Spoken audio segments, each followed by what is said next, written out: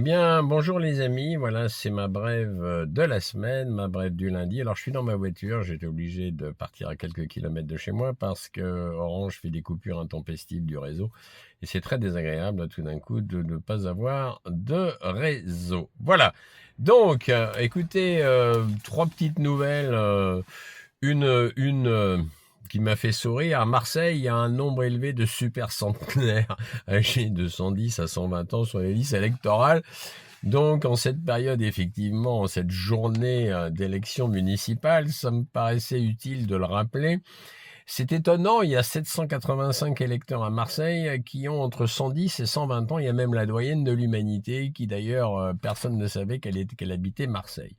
Donc, il y a un élu qui a quand même ironisé. Il sait bien, il dit, voilà, je sais bien que le régime méditerranéen est celui qui prolonge le plus la longévité. Mais honnêtement, à Marseille, on a battu des records.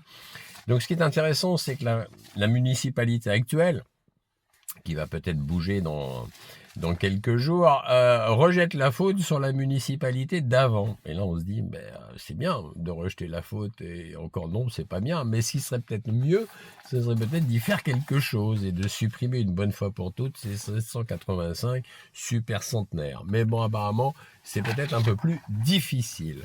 Voilà, un autre petit coup de gueule vite fait, c'est sur les producteurs de pommes en Corrèze qui ont fait pression sur le ministère de l'Agriculture en France pour réintroduire un pesticide qui s'appelle le Movento, qui est pourtant un pesticide interdit depuis 2024. Donc c'est la Fédération départementale des syndicats d'exploitants agricoles qui a poussé dans ce sens. Mais quand on regarde ce que c'est que ce Movento, franchement, je me dis, mais ils ont des neurones, les pomiculteurs de Corrèze, ou il leur manque quelques cases, parce que ce Movento est réputé pour détruire les abeilles et être nocif pour notre santé. Alors, détruire les abeilles, ça veut dire, si on détruit les abeilles, il n'y a plus de pollinisation. Et qui dit plus de pollinisation, il y aura moins de pommiers en fleurs, donc il y aura moins de production de pommes. Mais eux, ils veulent augmenter la production de pommes avec un fertilisant et donc un pesticide plutôt qui est interdit et qui va détruire les abeilles. Donc en fait, voilà, ils réfléchissent pas, c'est sous des prétextes fallacieux, ils vont se pourrir la santé, pourrir notre santé et détruire les abeilles. Moralité, je ne vais pas acheter donc des pommes de Corrèze. Voilà, ça c'est mon coup de gueule du jour. Et pour terminer, vous savez, ils adorent, l'élite mondiale adore les symboles. Et ce qu'il faut comprendre, c'est que Epstein, par exemple, vite fait, il est né le 20 janvier 1953 et il est mort le 10 août 2019. Donc il s'est passé une période de...